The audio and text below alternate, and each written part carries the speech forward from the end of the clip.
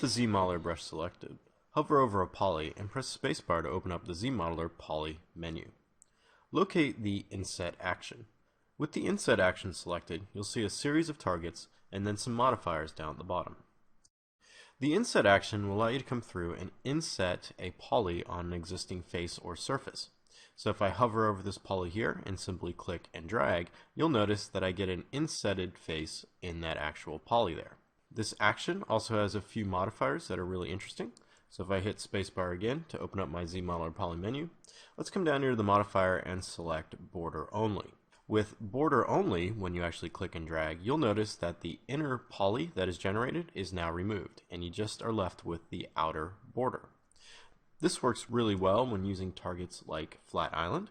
So now I can come across this flat island and simply click, and it'll come through and inset every single one of those polys, giving me a nice kind of window design.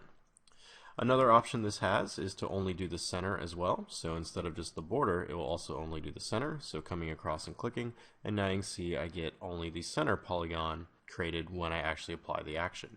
Another option you have, instead of just insetting each poly, you can also inset an entire region. So with the target still set to flat island, if I come over and just click on this flat island now, you'll see it is going to inset the outer edge and not each individual poly. So this will allow you to come through and inset large areas of your model.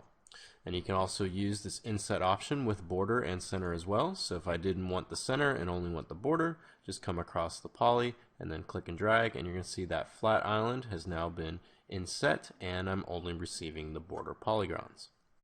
Another target that works really well with this feature is the all polygons target. So if I set this to all polygons, and I'm going to change this back to inset each poly.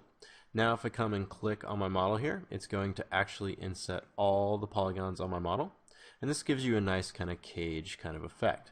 You can then come through with, say, the Q mesh and all polygons, and then just simply add thickness to your entire model and get interesting designs like so.